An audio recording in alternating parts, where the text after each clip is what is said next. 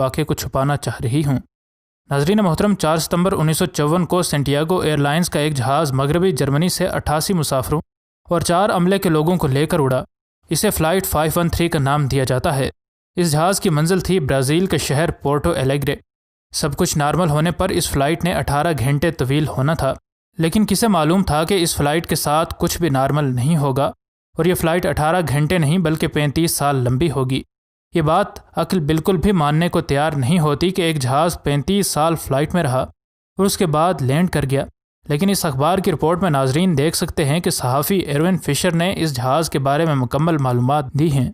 یہ بات کوئی نئی نہیں ہے کہ ہوائی جہازوں کو حادثات پیش آتے رہتے ہیں، لیکن تباہ ہونے والے جہاز کا ملبہ، سامان کا ملبہ یا کچھ بھی نہ ہو تو کم از کم پائلٹ کی مے ڈے یا پھر مدد کے لیے ریڈیو کال کا ریکارڈ تو موجود ہوتا ہی ہے۔ لیکن ان کے علاوہ ایسے جہاز اور ایسی فلائٹس بھی ہیں جن کا نہ تو کوئی ملبہ ملا یا نہ ہی کوئی اور ایسا سراغ جس سے پتہ چلایا جا سکے کہ وہ آخر کہاں غائب ہو گئے۔ ان میں سے اکثر واقعات برموڈا ٹرائنگل میں ہوئے ہیں، جیسا کہ ویڈیو کے آغاز میں ہم نے آپ کو بتایا۔ لیکن کس نے یہ بات سوچی تھی کہ سینٹیاگو فلائٹ 513 پہلے تو ان پراسرار طور پر غائب ہونے والے جہازوں کی فہرست میں اپنا نام درج کروائے گی اور اس کے بعد 35 سال بعد ایئرپورٹ پر لینڈ کر کے سائنس کی ترقی کی پینگیں اڑانے والوں کے منہ پر ایک زبردست تماچا رسید کرے گی۔ یہ جہاز بھی بغیر کسی سراغ کے غائب ہوا تھا۔ اس کا کسی کنٹرول ٹاور سے کوئی رابطہ نہیں ہوا، کوئی مے ڈے کی کال نہیں موصول ہوئی اور نہ ہی اس کا کوئی سراغ مل سکا۔ اس جہاز میں بظاہر تو کچھ بھی خراب نظر نہیں آتا تھا اور نہ ہی اس کے پائلٹس کی نااہلی کو مورد الزام ٹھہرایا جا سکتا ہے، کیونکہ اس جہاز کے لیے بین البراعظمی فلائٹس کوئی نئی بات نہیں تھیں۔ کئی بار اس جہاز نے ایک براعظم سے دوسرے براعظم تک خیر خیریت سے مسافروں کو منزل مقصود تک پہنچایا تھا، لیکن اس بدقسمت دن یہ جہاز پراسرار طور پر غائب ہو گیا۔ اس جہاز کو ڈھونڈنے کے لیے بحر اوقیانوس میں وسیع پیمانے پر کوششیں کی گئیں، لیکن یہ تمام تر کوششیں کسی نتیجے کے بغیر ہی رہیں۔ آخرکار تھک ہار کر ان لوگوں نے کوششیں ترک کر دیں اور اس جہاز کو گمشدہ جہازوں کی فہرست میں شامل کر لیا گیا۔ یہاں تک تو یہ کہانی ایک گمشدہ جہاز کی کہانی کی طرح کی ہی ہے، لیکن اس واقعے کے 35 سال بعد یہ کہانی بے حد غور طلب ہو جاتی ہے۔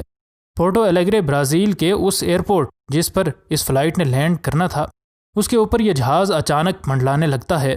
اس کا کنٹرول ٹاور کے ساتھ کوئی بھی رابطہ نہیں ہوتا اور اس کے پائلٹ کی طرف سے کنٹرول ٹاور کو لینڈنگ کے لیے کوئی بھی ریکویسٹ موصول نہیں ہوتی۔ کچھ دیر منڈلانے کے بعد یہ جہاز ایک خالی جگہ پر لینڈ کر جاتا ہے اور اس بن بلائے مہمان کو دیکھنے کے لیے لوگ دوڑ پڑتے ہیں۔ جب وہ اس جہاز کو دیکھتے ہیں تو انہیں اندازہ ہوتا ہے کہ یہ تو پرانی ٹیکنالوجی اور ڈیزائن کا جہاز ہے۔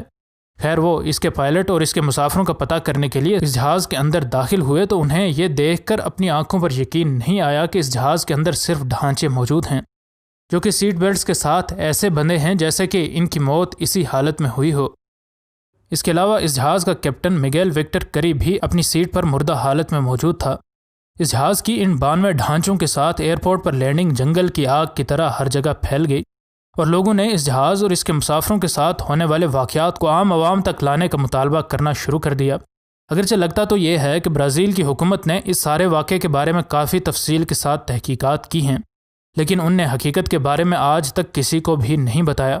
اس کی وجہ تو سمجھ آتی ہے کہ اگر لوگوں کے دلوں کے اندر ہوائی سفر کا خوف بیٹھ گیا تو ایئر ٹریول کی ایک ملٹی بلین ڈالر انڈسٹری یکدم زوال کے شکار ہو جائے گی۔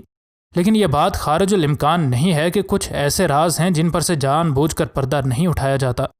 کچھ سائنسدان اس بارے میں کہتے ہیں کہ ہو سکتا ہے کہ یہ جہاز کسی ایئر وارپ یا ورم ہول میں پھنس گیا ہو، جن کو آسان الفاظ میں فضا میں موجود شارٹ کٹس کا نام دیا جاتا ہے، اور ان میں سفر وقت کی قید سے آزاد ہو جاتا ہے اور ویکیوم کی پولنگ فورس سے اس میں کوئی بھی چیز خود بخود ٹریول کرتی رہتی ہے۔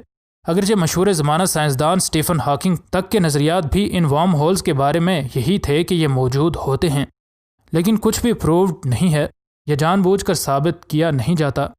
دوسری ممکنہ صورت یہ ہے کہ یہ کہانی حقیقت میں ہی افواہ ہو، کیونکہ ماسوائے انٹرنیٹ کی معلومات اور ایک اخبار کے ٹکڑے کے آج کے دور میں ہمارے پاس کوئی ثبوت نہیں ہے۔ اب فیصلہ ہم ناظرین پر چھوڑتے ہیں اور کمنٹ باکس میں اپنی آراء سے ضرور آگاہ کریں۔ مزید نئی ویڈیوز کے لیے ہمارے چینل کو سبسکرائب کر لیں۔ انشاءاللہ ملتے ہیں اگلی ویڈیو میں۔ فی امان اللہ۔